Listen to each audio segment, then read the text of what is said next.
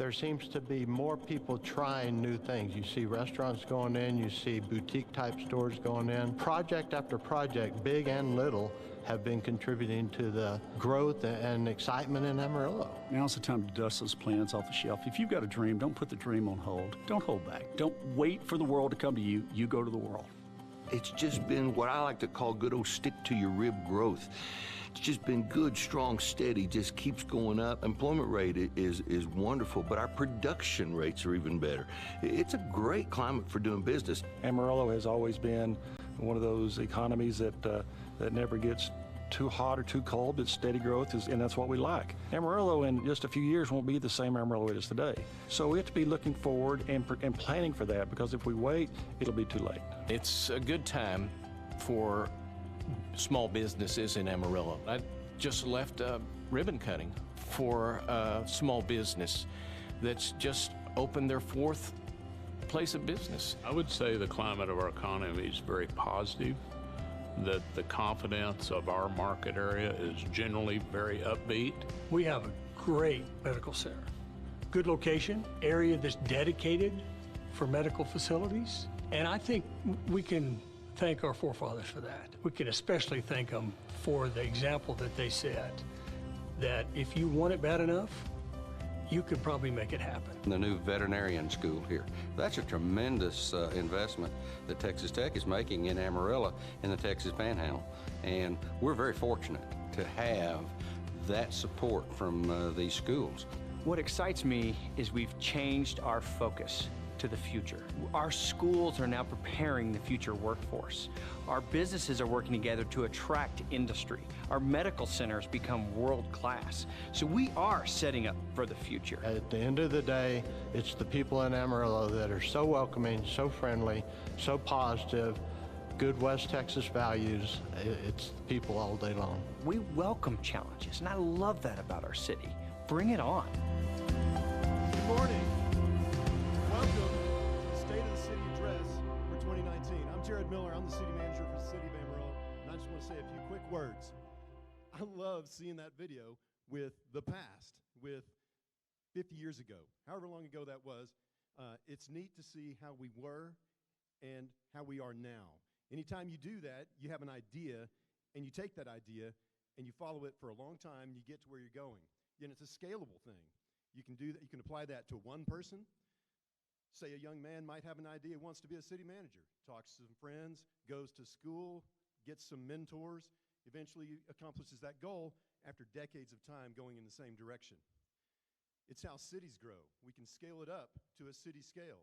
We have ideas. Ideas come from our community. Ideas come from our council. Ideas come from our team. You're going to see a lot of our team. I'm so proud of the team that we've been able to assemble here at the city of Amarillo over the last handful of years. These people are all so qualified. They have great ideas, ideas about safety, ideas about customer service, ideas about compassion, ideas about how we take care of our city and maintain our city. I'm also so proud to work with our city council and with our mayor, Mayor Ginger Nelson. Thank you, Jared. I haven't got a mic, yeah. Good morning, Amarillo. Good rainy morning. It's Hispanic Heritage Month, so actually I'm going to say buenos dias. I'm going to start with some thank yous this morning, and I'm going to start first with the people and the businesses that are making this morning happen for us. Our community banks. They're givers. They're often the first people in on any project. Charity events, first-time home buyers, expanding your business. Our community banks are what make our community as strong and growing as it is, and they're making this event happen this morning. So AIM Bank, Amarillo National, Citizens Bank, First Bank Southwest, First Capital Bank, First United Bank, Happy State Bank, Herring Bank, and Interstate Bank. Thank you. Thank you for investing us. Thank you for seeing.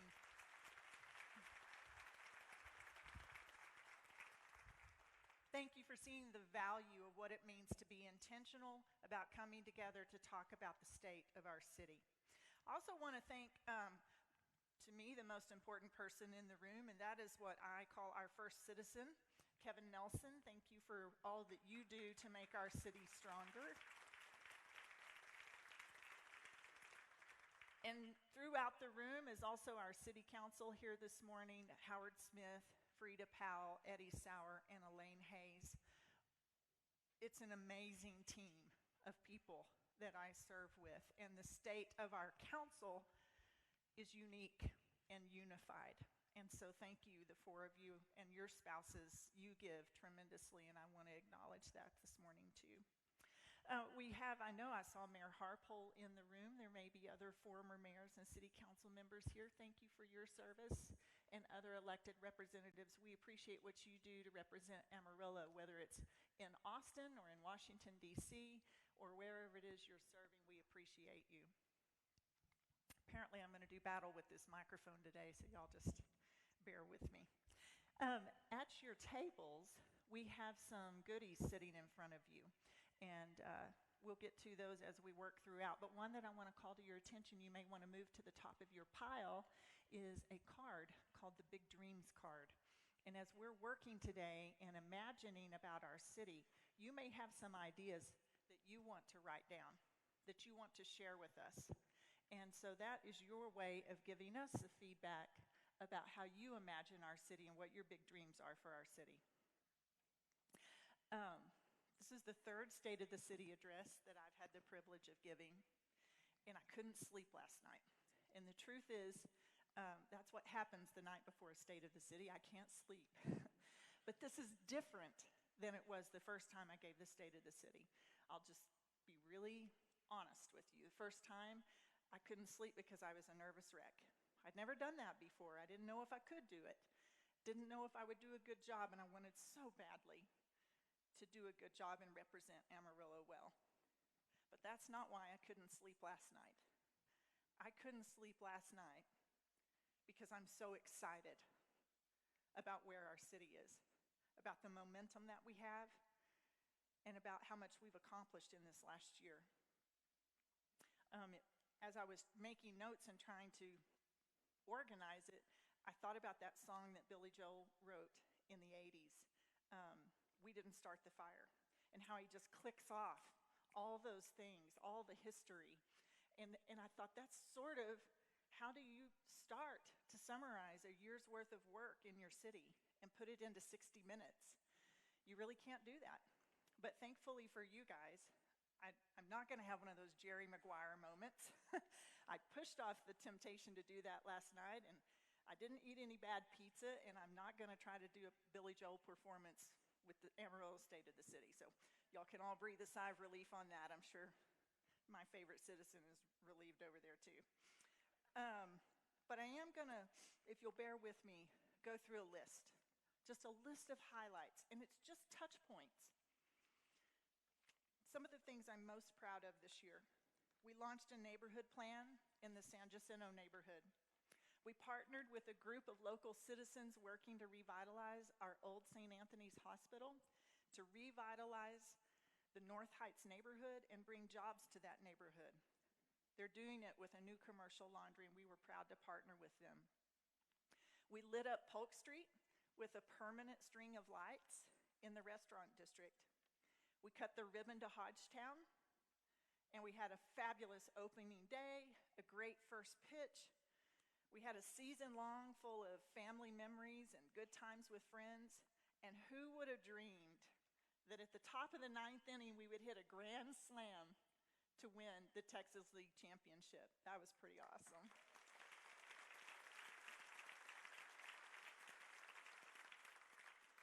We worked in Austin to have a successful legislative session. And out of that came vet school funding, a tourism public improvement district. We've been working hard on a project that's going to take a couple of years to rewrite our zoning codes. We work to help people who are experiencing homelessness by creating a coming home program. We're developing transit options in our city. We filed a grant for a multimodal transit station. We'll see. Hopefully in October we'll find out that the federal government's going to help us build a new bus station. We partnered with Amarillo College to provide free bus transit service to their employees, and most importantly to their students. It's been extremely popular and very well used. We updated the downtown strategic plan. We worked on short-term rentals so that all users are on a level playing field in paying hotel occupancy tax. We completed construction of 2 new fire stations, number 3 and number 9, and we installed equipment for the police department, body cameras, car cameras, and some new software in their cars. We launched a city blog, stepping up our communications. We maintained our bond ratings. Cities across the state are envious of where we are financially, and our bond ratings prove that over and over again. We held a summit for workforce development because we know that to grow our businesses and keep our economy growing, we've got to be able to hire qualified workers. And in order to have qualified workers, it actually starts with how we take care of and train the brains of our youngest citizens, kids who are ages 1, 2, 3, 4, and 5. So we have done a lot this year, and it's not the people sitting at this front table, and it's not staff, it's we as a city, all of us coming together. And to give the complete picture, I also considered the areas that we're struggling in. And really, I just started at my inbox on my email. I thought, what do we get the most, all the council members are laughing, what do we get the most email about? We get email about alleys and illegal dumping, street repair, park maintenance, our lack of youth sports facilities. We get emails about efficiency and consistency and how we deliver our development services like inspections and permitting and beautification. People are worried about how our city looks. How are we handling our weeds and our trash? We have people concerned about noise problems, noise pollution, dumpster conditions. I'm going to right now invite our panel to go ahead and come up to the stage. We've had a historic year here in Amarillo, but we're going to spend a little bit of time talking, going a little bit deeper about how we can imagine our city to be even better than it is today. And that's why it's important for us to spend time discussing the state of our city. So this panel of experts is going to lead us in details about some of our challenges, about some of our strengths. Would you help me, please, welcome some of our best city staff?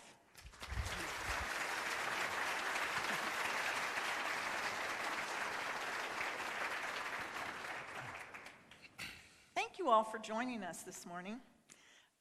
One of the things that I think is really important for all of the citizens to know is what a strong staff we have. Under the leadership of Jared Miller, Jared's been here 2.5 years now, and he has filled a lot of vacant positions, a lot of superstars on our staff, a lot of people dedicated to making the city better than it's ever been. And I really appreciate the work that staff is doing. You're working hard. Your work doesn't just happen between 8 to 5 and on weekdays. And all of you lead teams that have the same dedication and commitment to excellence that you bring. So I just want to really thank you and tell you how much the city appreciates what you contribute to the state of our city. Let's start this morning, though, talking with one of the most important topics, and that is public safety. Let me start my timer here, we'll go way over, right? In the budget this year, we addressed fire department needs, and we're going to build we're in progress of building another fire station. It'll be open in the summer of 2020. And when it opens, we need to staff it. So we've gone ahead in this budget and approved 10 firefighters to be ready to go as soon as that fire station's finished. And we'll use those 10 firefighters throughout the year to support other stations. So they're going to get used, and it actually saves us money because we don't pay overtime to staff at those other stations. So we're looking good as far as the fire department is concerned. But I've asked the chief to join us on stage today so that we can talk specifically about some of the things we're targeting in the city through the police department. Chief, just talk about a couple of the priorities that you have this year.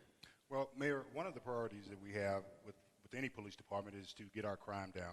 Our crime is, in my view, too high. We've seen some overall decreases in our crime rates over the last couple of years, but those have primarily been driven by property crime. Our violent crime has gone up, so we know that a very few offenders drive our violent crime. So this year we started an initiative called Project Safe Neighborhood, where we basically partner with the federal government, with the Department of Justice, to file federal charges on defenders. Our police officers and detectives do an awesome job of catching guys, but when we file in state court, it's almost like we're spinning our wheels. So with this Project Safe Neighborhood, filing federal charges has primarily three advantages. One of them is that federal magistrates can deny bond, so these guys don't get back out on the street. The cases are also adjudicated much quicker. They have to be done within 90 days. We had a double homicide in 2014 that was not closed out until this year. And we don't see that on the federal side because those cases have to be wrapped up within 90 days. And then the final advantage is that the defenders served much more of their time, approximately 85% versus as little as 25% or less when they go in state court. So with this program, we've seen some reductions in our violent crime so far this year, down about 5%. Overall crime rate is down about 10% so far this year, so we think it's a success. I'm really glad to hear that. That's obviously something that's a high priority to every citizen. Talk a little bit about, I know last year in the budget we emphasized staffing the police department and approved a lot of new police officer positions. But where are we in actually getting those police officers hired? Well, Mayor, quite frankly, hiring is a challenge for us right now, and primarily for two reasons. We have a very good economy right now, and the unemployment rate is very low. And then the other challenge that we have is we have very high standards. Hiring police officers, we need people who can be guardians, but can also be warriors, and everybody doesn't fit that mindset. So we're authorized 371 with the additional 16 that you gave us last year. We're at about 335 right now, so that's down about 8.5%. That's not optimal, but there are departments that are also suffering across the state in recruiting. Starting in January, we are confident that we're going to have a large class for us, which is over 20. And if we can get 3 to 4 more of those in a row, I think we'll be able to close the gap on hiring. So I know we hired, was it 31 last year? Yes, we hired 31 officers last year. We're going to see 17 of those officers hit the street later this month. That's going to be a big help for our patrol officers. And then, as I say, starting in January, we're going to be hiring over 20 again. And we do 2 classes a year in the police academy, is that right? That's right. We hired 31 this year, but quite frankly, we need to be hiring about 40 officers a year for the next couple of years to close the gap. Okay, so if you know someone that you think might fit that calling, have them speak a word of affirmation to them, encourage them to investigate what it would take to become a police officer, because we need those who are called to serve. It is definitely a calling. Talk to us a little bit, Chief, about what we're doing to make our roads safer. To make our roads safer, there are 2 primary things that we see cause our crashes, Mayor. One of them is people driving too fast, and so we need people to slow down. And another one is we see people driving impaired or intoxicated. And so we are working hard to try to get that down. We've got a seminar coming up later this month on the 22nd, where we're going to meet with most of our bars.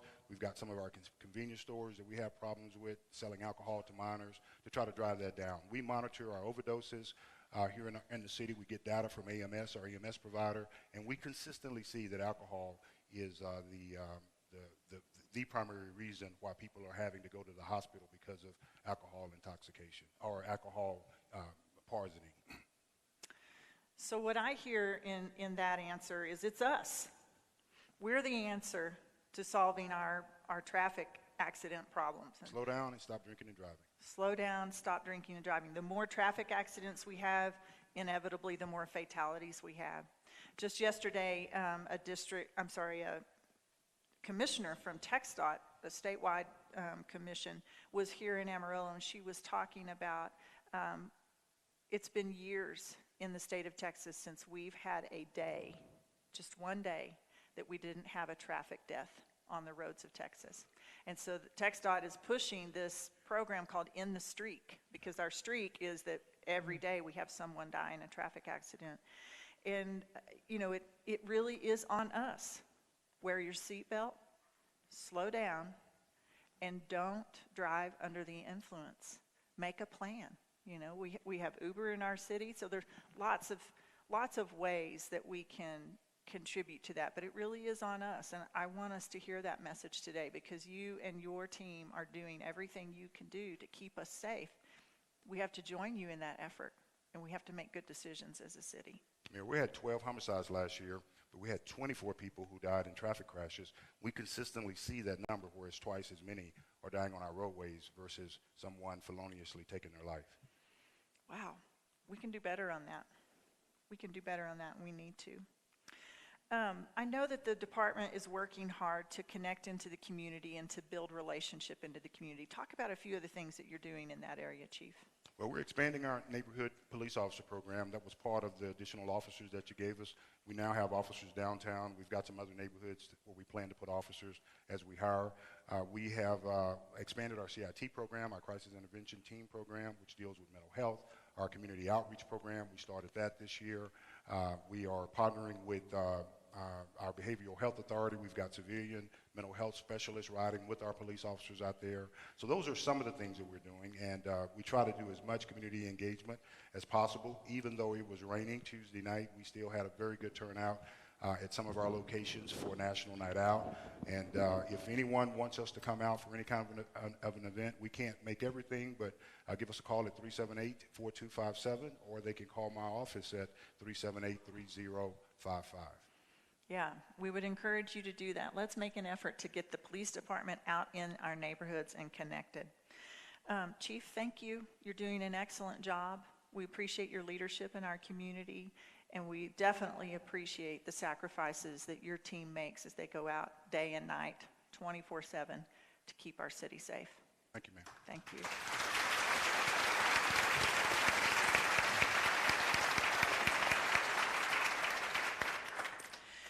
Back in November of 2016, voters passed Proposition 1, and I'm going to now call on Raymond Lee, our Director of Public Works, to give us an update on where we are on finishing out those projects. Raymond?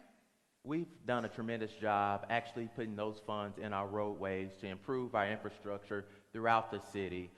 This past summer, we did a lot of work in our northern section of the city, and citizens will see upcoming next summer as we roll out a lot of work being done in our southern sector of the city. A lot of this work is pertaining to our residential streets, Mayor, doing chip seals for those, and also trying out new treatments as well too, and looking at best management practices and seeing what other municipalities are doing to improve their infrastructure and upkeep their infrastructure at the same time. One of the emails that we get around this time of year is, oh, I've got rock chips in my car. So we are trying out new products, hoping that maybe over the next few years we can move away from having to use the rocks and tar, right? Most definitely. One of the neighborhoods we really tried out a new treatment is the Woodlands neighborhood, where we try kind of like a micro seal, slurry seal, liquid-based type treatment that we put on our roadways without the rocks. People don't have any issues with any rocks, anything. And it makes the streets look brand new, like it's brand new asphalt on it. And it preserves our streets 5 to 7 years longer than what we have right now without putting anything on it. Let's pause for a minute and talk about that. When we maintain our streets, does that save us money in the long run? Most definitely. Like they say, a penny today is a dollar tomorrow. If we do any type of preventive maintenance to our streets today, that prolongs the life of our streets and keep us from having to do reconstruction, which is triple the cost of what it costs to just do some preventive maintenance. Now, we're not saying we will never have to do reconstruction, but it prolongs our street and makes sure we're getting the best and we're being as efficient and effective and economical as possible as it pertains to the maintenance of our roadways. I can hear my dad's voice in my head saying, did you change your oil? You know, Yes. Are you taking care of what you already have? Yes. And it relates to that. So Raymond, where are we as far as funding to meet what we have as far as needs in street maintenance? Have we allocated, do we have all of the funds allocated that we need to maintain our streets? Like most cities throughout this nation, we're struggling with infrastructure. No, we do not have the funds associated with the infrastructure that we need today, but we're making the right steps. We're being very strategic and making data-driven decisions as it pertains to what we repair and how we repair it and when we repair it. Like anything, money will solve a lot of things, but we have to be strategic in that approach and making sure that we're using the tax dollars wisely, what we have, and putting it where we need. Council did a great job of allocating the extra $750,000 this year that we will put towards our arterials for the maintenance and improvement of our arterial streets. And that's any dollar that we get counts, and we're going to make sure we use that dollar wisely. Mm-hmm. Yeah, I agree with that. Let's talk trash for a second. Yes. Based on the volume of email that we get about trash.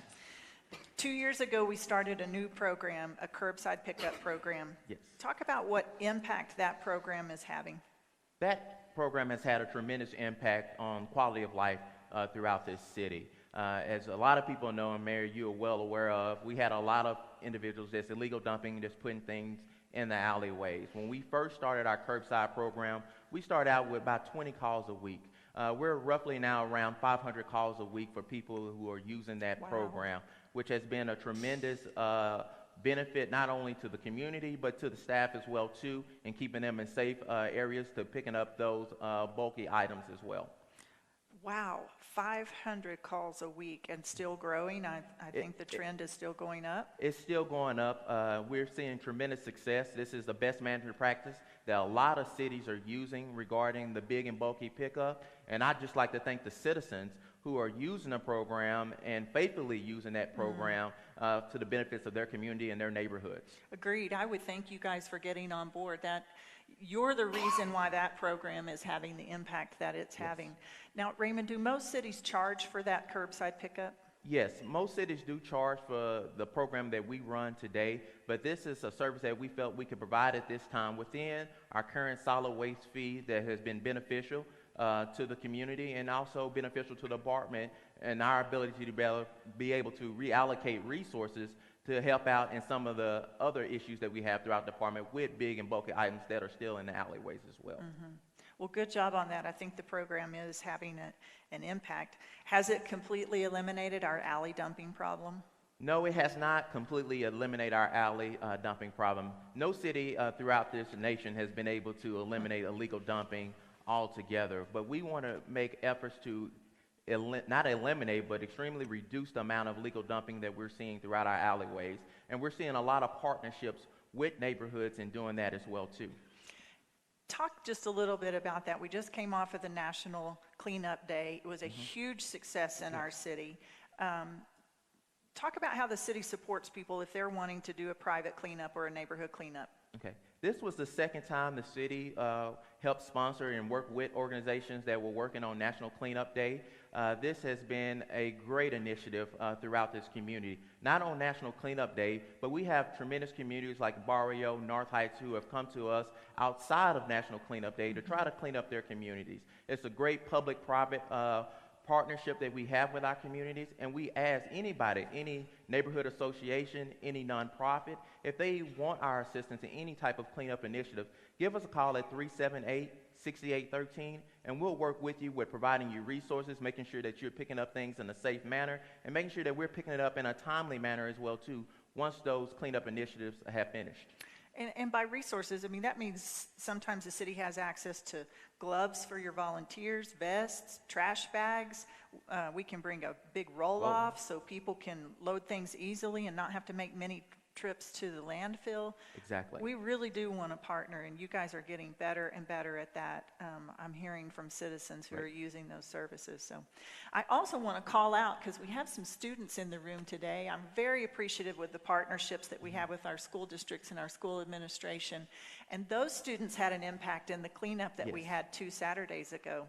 How many tons of trash did citizens pick up? We had over 52 tons of trash that we picked up. I mean, if Wow. anybody knows, that's a tremendous Wow. amount.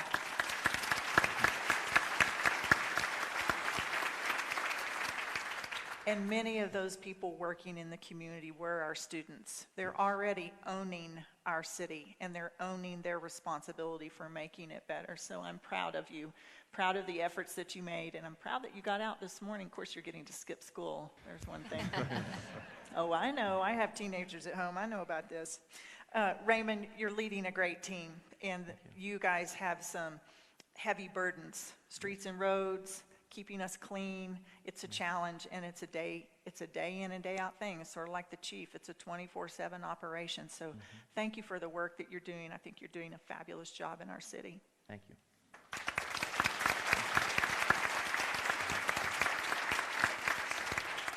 The next topic we're going to cover this morning is community development, and we have Juliana Kitten, who's the director of those services, with us this morning. Thank you for being with us. Good morning. Thanks for having me. Juliana, tell the story of how the Coming Home program came about, how your team came up with that idea. Well, I was actually thinking about this a lot, especially because we're coming in on 1 year since we started it, and I was remembering our meeting that we had with Kevin Starbuck, Mayor Nelson, Mr. Miller, and talking about, we had this sort of core group of people who were living in different encampments, in parks. They'd been there for years. They had tried other programs. It hadn't worked for them. And so what do we need to do different, right? And so we talked about using the Housing First model. We talked about how it's an evidence-based practice. We said, let's try a pilot project. And we also talked about the cost savings that the research has shown that when you utilize the Housing First model, that communities realize. So we said, hey, let's try it. And so our goal was to serve 25 households. We put in $140,000, a small investment, and a year later, we've housed 33 households. It's 49 people in housing, and as of today, almost a year in, everyone has retained housing. And not only, wow, yeah, that's fabulous. Yeah.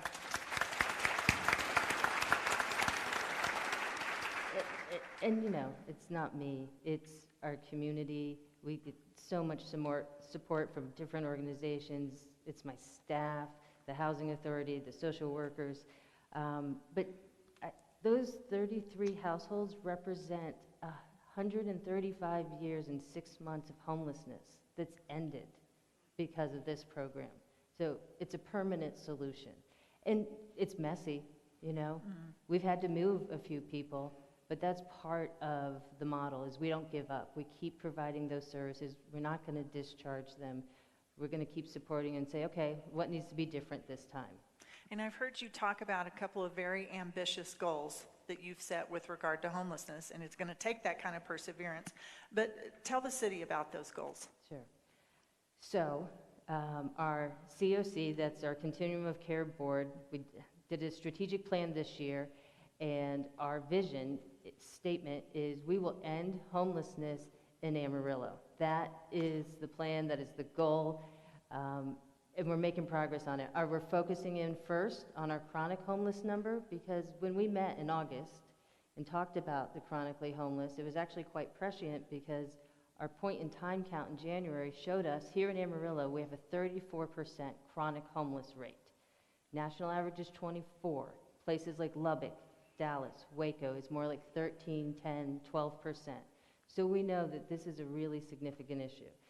So that's kind of one piece of that goal of ending homelessness in Amarillo. The other is our Veterans Initiative, and our goal is to end veteran homelessness. The same thing, that point-in-time count in January, we said, look, we found out that there's less than 40 veterans on the street during that night.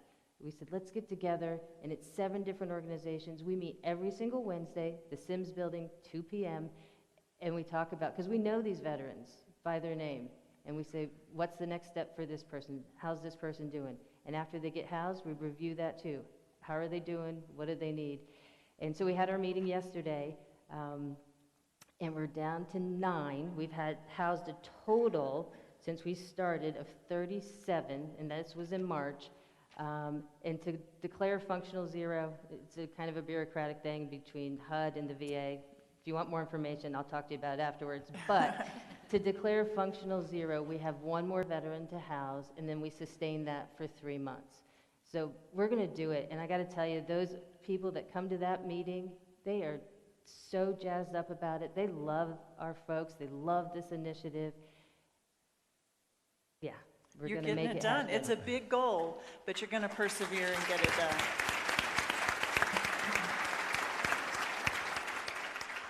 So with that ambition and that perseverance, talk to us about how financially we think this program is sustainable. Ultimately, so the ultimate goal is many of our people qualify for disability. Many of our folks are already receiving disability, and so we need to be able to bill Medicaid for the supportive services that we're providing. So that's the sustainable goal. I believe that will cover about 70% of our costs. It's going to take us a little time to get there, so we, over this past year, applied for 3 different grants, which we received $385,000, and we're going to be adding an additional 60 households, which means we'll probably end up adding an additional 70, because it's hard to say no, you know. And so that's what's going to happen this next year, and during this next year, part of my job is to get the infrastructure in place so we can start being able to bill Medicaid for our services. And we know that Housing First is an incredible cost savings, so if you spend a night in the shelter, it's about $70 a night. And with Not to that person, but just as a cost to the community. Exactly, Okay. exactly. And so if you calculate that out over a year, 365 nights versus our costs, we're about half of that, and it's a permanent solution. But even a more significant piece of that financial information is we know that Northwest Texas Hospital spent $8.3 million on services in their emergency room to homeless individuals for 356 visits. Not even 356 people, 356 visits, 8.3 million. In 1 year. In 1 year, and they're still homeless, for the most part, probably, right? Because that's not the emergency room's job, is to get people, you know, into housing. So I think we can certainly do better than 8.3 million. And I've heard you say before that if we can stop it before it's a crisis, it's when it's a crisis that it's so expensive to us as a community. So that's what this program is targeted at doing. And I like hearing that you can verbalize, yes, you have a plan for sustaining it financially, and yes, you have a long-term strategy for the impact that it's going to have in our community. And even if it just changes one life, the stories coming out of it are so impactful. Moms getting their kids back, families being able to live together under the same roof. Yeah. Just someone knowing they're tied back into our community after living 10 years on the street by themselves. Absolutely. Those are powerful stories. And I'm very proud to live in a community where we will make a focus helping people who are not in a position to help themselves. So thank you very much, Juliana, for the work that you're doing. Your team's having a tremendous impact. Thank you. Thank you for all the support.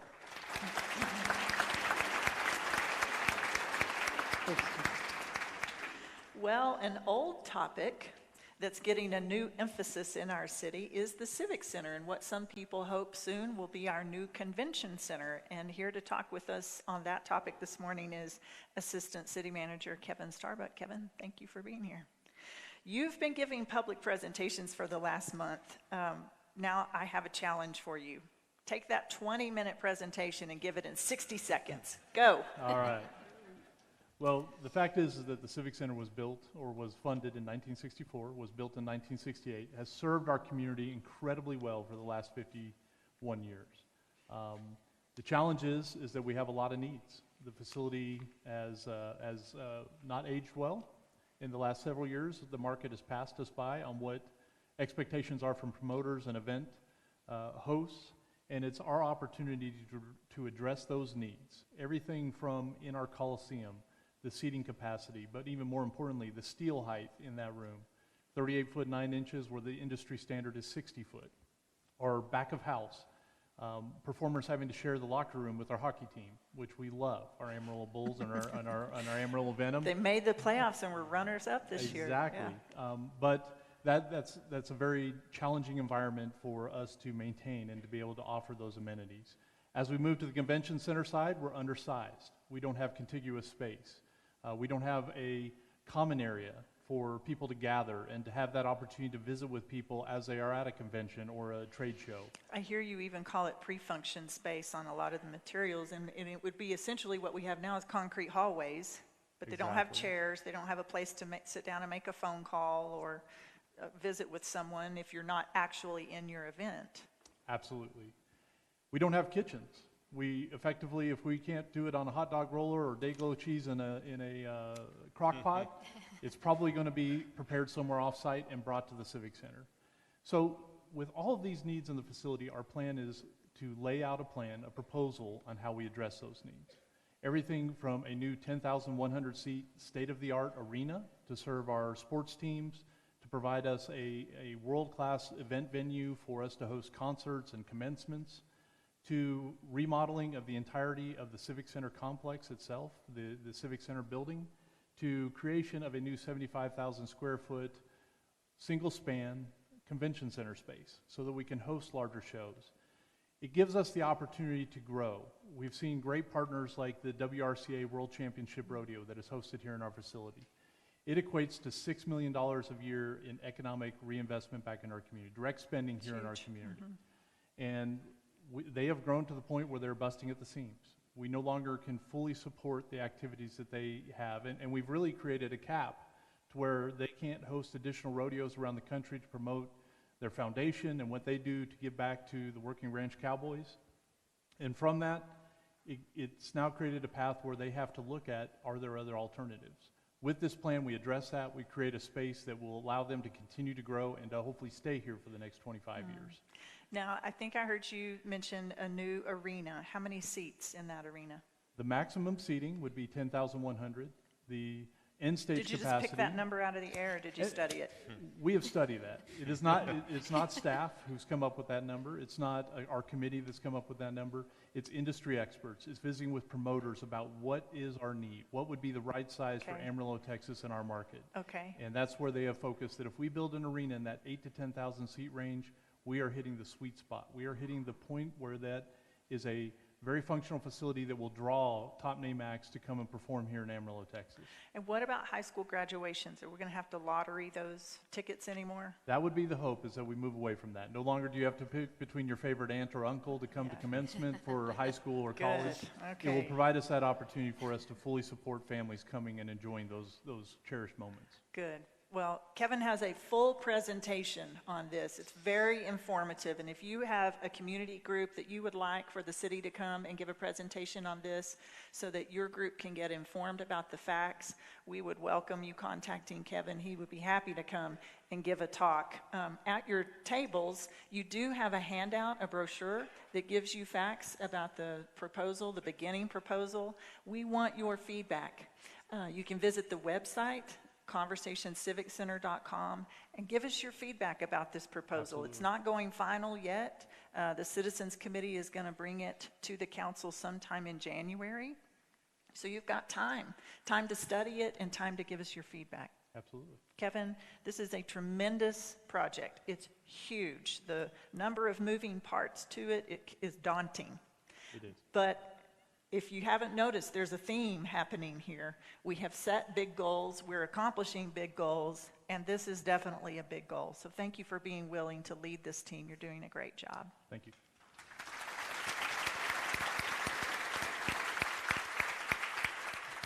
If you haven't met one of our newest directors, I want to introduce you to Dr. Katie Rubel. She is our new Director for Animal Management. Katie, welcome not just to the stage, but welcome to Amarillo. Thank you.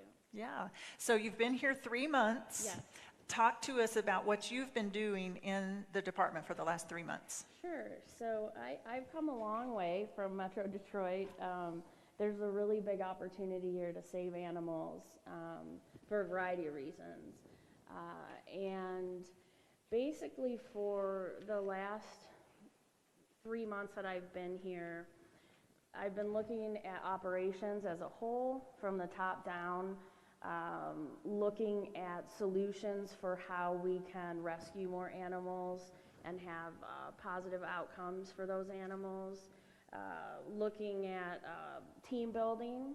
So anytime somebody new comes in, there's always, you know, there's changes, you know, so really trying to build a family, a work family, so we can help the community to the best of our abilities, and looking at creative solutions to address the overpopulation that we have.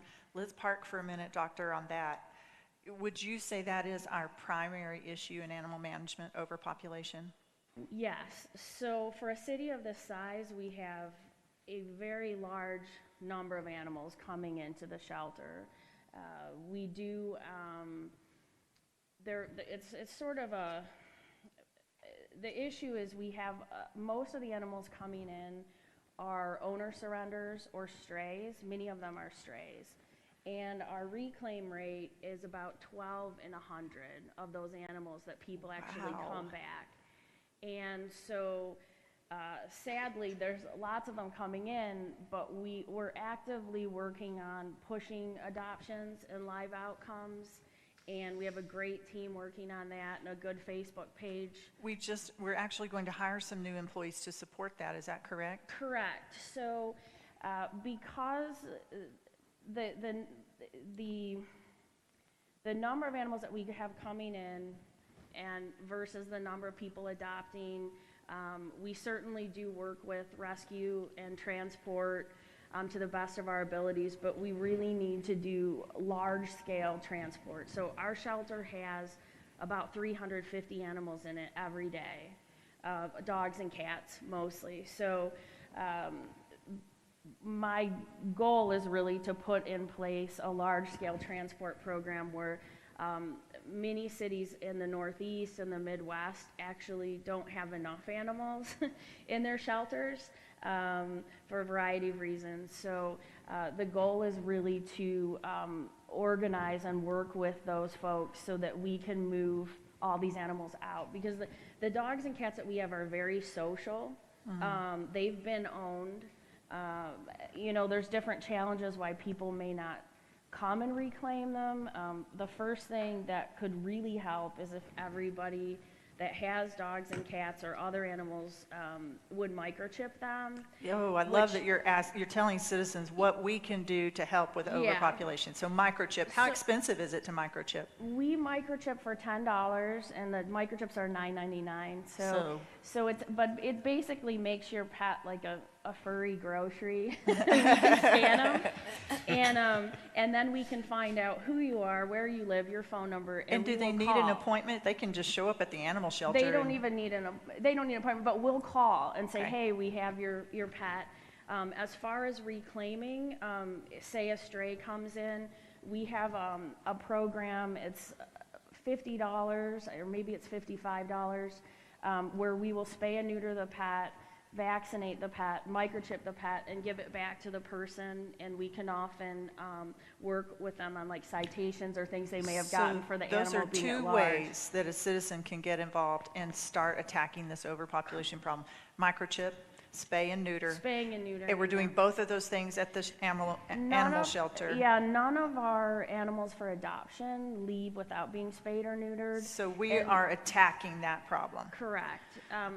Because a lot of times, I think with spaying and neutering, some of it is sort of a mentality. So statistics show actually that dogs and cats that are spayed and neutered live 20% longer than those that aren't. So you're talking about 4 years of your dog or cat's life. So it's good for them too. So it's good for us. It's good for them. It's good for them. And it will help. I mean, with the overpopulation, certainly.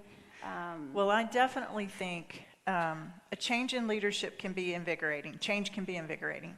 So I sense from your department that you are reinvigorated to working on these issues. And what I know as a taxpayer, if we don't work on this issue, it's going to continue to trend up. And the more it trends up, the more expensive it's going to get. It's sort of similar to what Juliana was saying. If We let it become a crisis, it gets more expensive to the taxpayer. So I applaud you for what you're doing. 3 months in and already you have a plan and your feet are on the ground. So we look forward to this time next year getting a great report for the starting of that large transport program and the adding of a new veterinarian to do the spay and neutering. Thank you, Yes. Dr. Rubel. Thank you.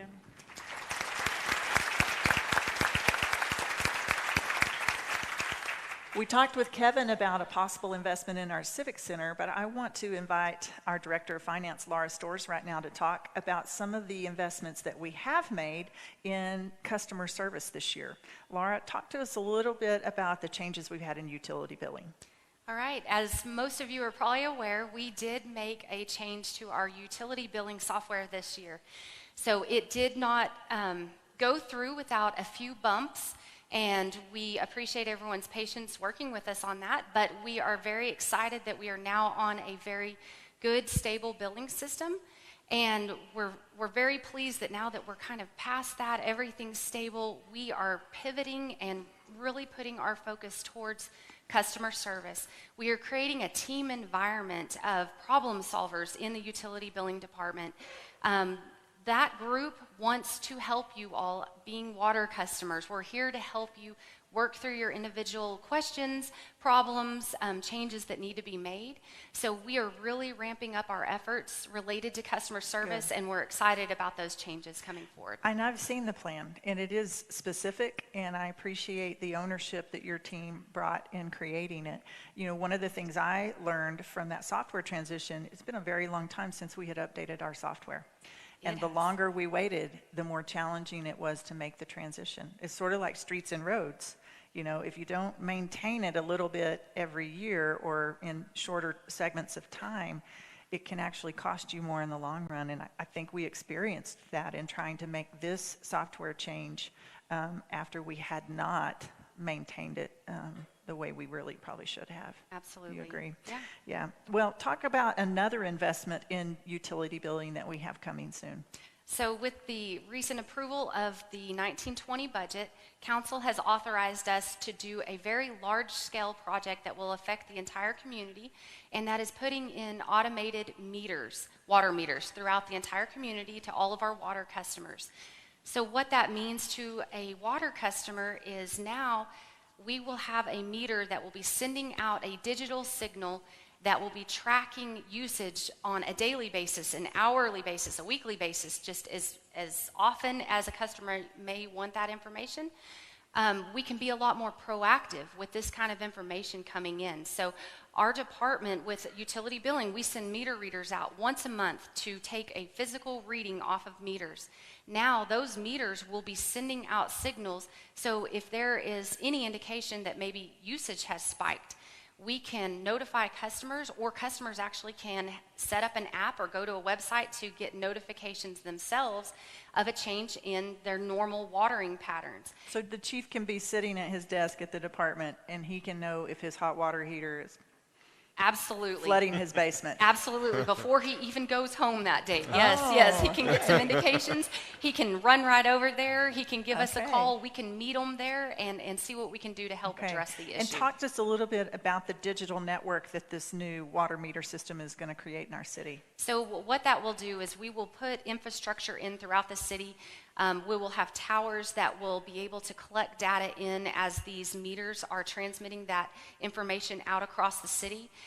This infrastructure that goes in place, we're planning to start with water meters, but there is an infinite number of possibilities. This is actually one of the key things to get started to help our city move forward into becoming a smart city. So we're excited about it. It's a great project. I think it's going to have a really good impact on our customers, but it's just step one in a much bigger vision for our community. That is exciting.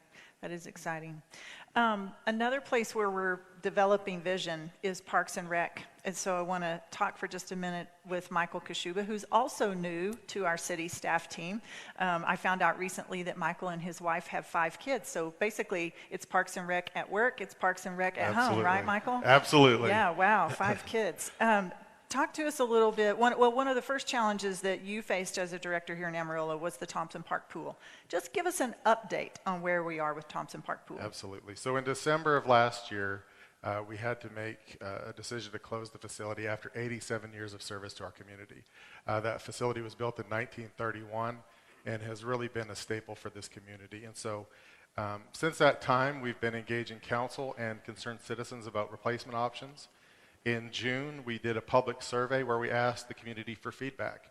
We wanted to know what type of amenities they want to see in a future facility.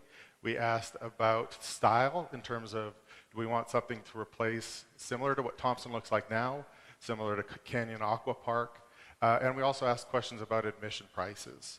How many people responded?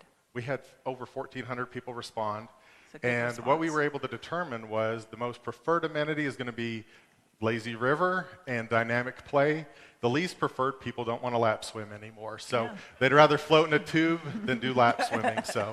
So we'll see. It's out for design right now, and of course price tag matters. So we'll get those design estimates back and see what amenities we can afford. The most important thing, I think, citizens, or most common question I'm hearing is, when can we swim in it? Absolutely. So a project of this scope typically takes 24 to 36 months to get completed. Our goal is to do it in 20 months and have it open for Memorial Day of 2021. Great.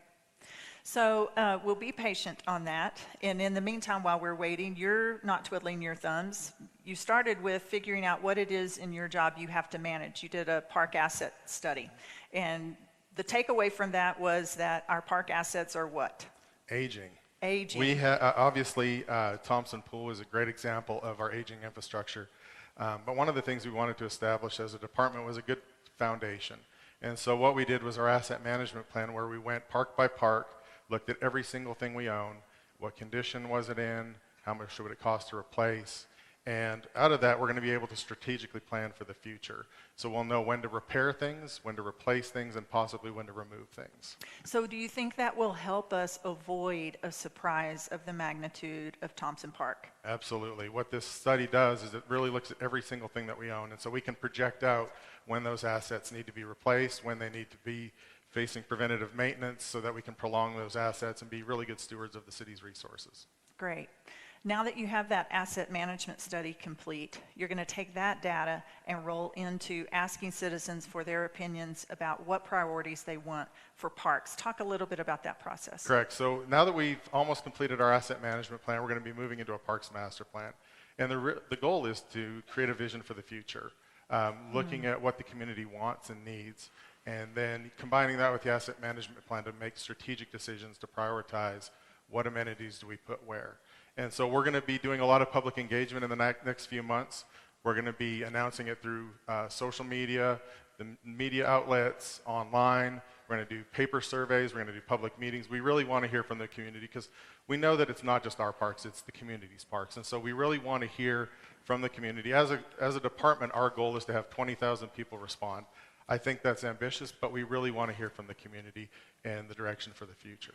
So Amarillo, I would say to you, this is where you really need to be involved, and we really need your feedback, because where we were on parks 30 years ago may not be where we want to be on parks today, especially the students that are in our room, or if you're a parent or involved with a young family, make this a family project. Sit down and get your kids' input on what we want to see in our parks, because we have a limited number of resources. We want to make sure that as a council and as staff, we're pushing those resources to the priorities that are important to you in our parks department. So Michael, we are asking you to push a gigantic boulder up a very tall mountain. So I'm glad your shoulders are broad. I hope you're eating your Wheaties every morning. You have a lot of work to do in the next couple of years, but I'm very confident in the results that I've seen so far in your leadership. I'm very thankful you're a part of our team.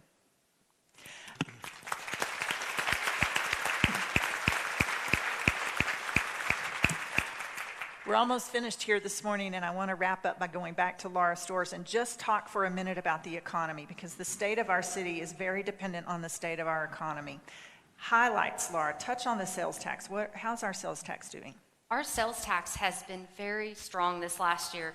We have seen some really good numbers year over year. We actually were up over 3% in our collections this past year from the prior year, which is great. It shows that a lot's going on in our community.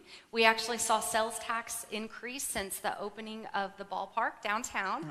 And so we know it may not all be directly related, but somewhat indirectly related. But it's been a nice jump, 6%. Yes, absolutely. Actually, in September, we were up over 9% from the September before. So that's great. We really appreciate everybody spending those dollars here in Amarillo. There are some areas, though, that we're still leaking. We're still losing local shopping in these categories. Do you have those in front of you? I do. Talk about it. I want to make y'all aware of what areas we're not shopping locally. It'll be convicting to you, and hopefully it'll affect your buying habits. And this is a combination of either we've seen some decrease in sales tax, or we can actually see some leakage. These dollars are going outside of our area. So electronics and appliance stores, home furnishing stores, books and music stores, sporting goods and hobby stores, and then finally clothing and shoe stores. I know I've done my part, but these are areas that we definitely could keep those tax dollars right here in Amarillo. So I literally hope that stepped on your toes, ladies. You should be buying your shoes here locally. We need that sales tax dollars. Absolutely. Just touch for a minute on budget about if our sales tax revenue is going up, why didn't it reflect in the budget that we had to raise property taxes this year to close a gap? Explain a little bit about that. Absolutely. So as everyone knows, costs just continue to go up. For us to deliver the exact same services going from one year to the next, those costs increase. One of the areas that we are continuing to see increasing costs, as I'm sure everyone in this room is seeing it, is related to health insurance. The healthcare costs are continuing to go up, and that is something that the city did see a pretty significant increase one year over the other. And so with those additional sales tax dollars, it's going just to fund the same services that we're doing in the community, but paying for those additional costs associated with it. We also saw some revenue trends that were not coming in as strong as they had previously in some of the franchise fee areas. I know we've talked about that some. Some is related to state legislator changes, and some's just related to what the price of fuel has been doing in our, lately, which is a good thing from a fuel perspective, but with those sales tax dollar increases, they are going to cover some of those revenues that have either flattened or decreased, and also the increased costs that we just see year over year. And those are just things we don't control. Absolutely. They just happen, and we have to be flexible and roll with them. Yes. A quick high-level summary as we wrap it up here of the budget. Talk about staff. How did giving the staff a raise save us money in the long term? Well, we were able to put in a 2% raise for our employees this year, and what that does is that helps us to retain what we feel are some of the best and brightest in our area, and it's so important for us to try to keep our turnover as low as possible. When we are turning positions, we are spending a lot of money on recruitment and on training, and so by putting in a raise for our employees in the current year budget, that hopefully will secure the people that are in those positions and help them to want to stay part of our organization on into the future. It's another example, like Raymond was saying, spending pennies now to save dollars later. Absolutely. And I think taxpayers appreciate that mentality. The parking garage. Talk to us about parking garage revenue. Okay, so from the parking garage, from the parking revenue, we have seen those numbers come in much stronger than we had originally anticipated. And what that means is we're actually able to take some of that revenue and start paying down some of the debt associated with that facility. So we tried to be conservative as we were putting together those long-term plans, but we were very pleased when those revenues came in stronger than anticipated. So we're going to start paying down on the debt sooner than we had projected. We are, absolutely. Okay, so that's the good news. That's great. The bad news is we're still vacant on the retail space. We are. There's been some movement, and we're hoping to see some some additional movement going forward. Yes, we do still see a lot of those spaces vacant, but we're hoping that will change in the near future. We're really close. I Yes. had really hoped we would have an announcement today, Yes, but very we're soon. very close. Very soon. Last thing, property tax. We did have an increase this year, but compare us to other cities our size, or really other cities in the state of Texas. How does our rate rank? Our rate is actually the lowest of any comparable city in the state And of we're Texas. talking the new rate. We're talking our new rate versus all the other cities' old rates. So the one from last year, and we did have an increase in it, and our rate is still lower and somewhat significantly lower than comparable cities in the state of Texas. So we're very proud of that rate, but we do appreciate the tax increase that was approved this year because it's going to some really great things. Laura, the number of hats that you wear and the things that you juggle amaze me. And I'm so grateful that we have you, your skill set, and your talents leading in our city. So thank you for the work that you do. I really appreciate it, and the citizens appreciate it too. Thank you, Mayor.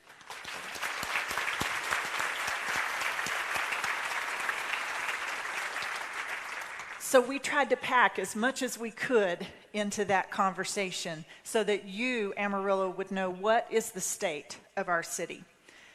We have infrastructure needs. They're expensive.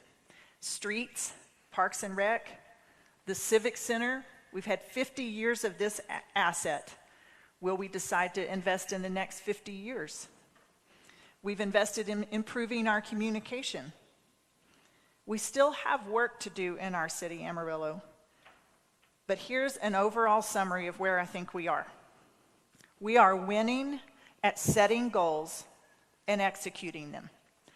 Director after director after director told you about ambitious goals that they're setting inside the city, and even told you about some successes that they have in meeting those goals.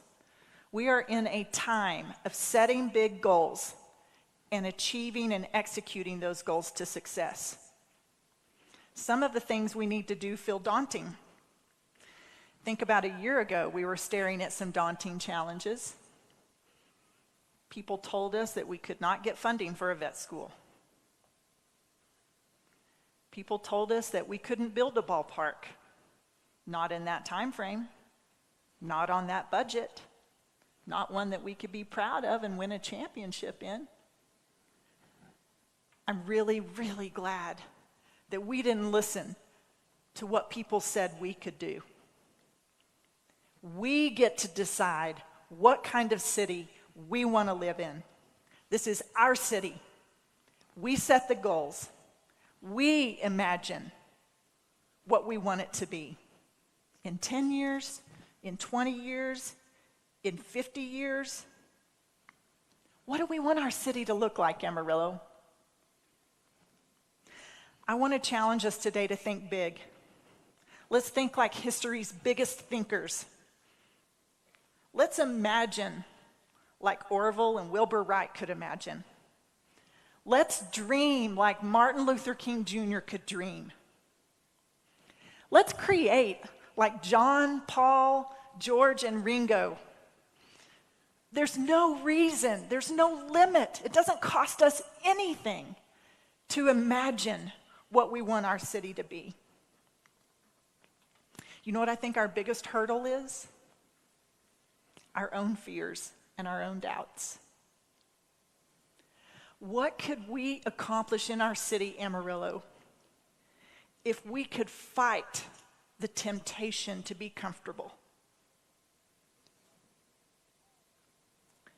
Imagine what will happen if we can overcome the urge to be ordinary. What kind of city will we have if we can actually lean into the pull, not just to be extraordinary, but to be extraordinary? It's before us. It's what we imagine our city to be. We need to imagine today what it takes to be extraordinary tomorrow. And what we imagine today, we will begin the work on. We will set the goal and we will start executing.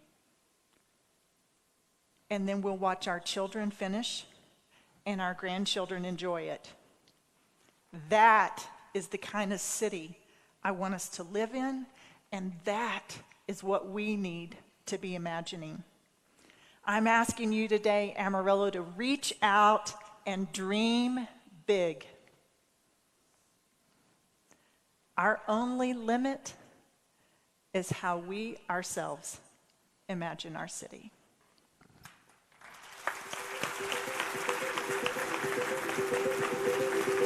Ever since I started chef school, I always wanted one day to have my own place. Driving home one day, seeing a building for sale in my neighborhood.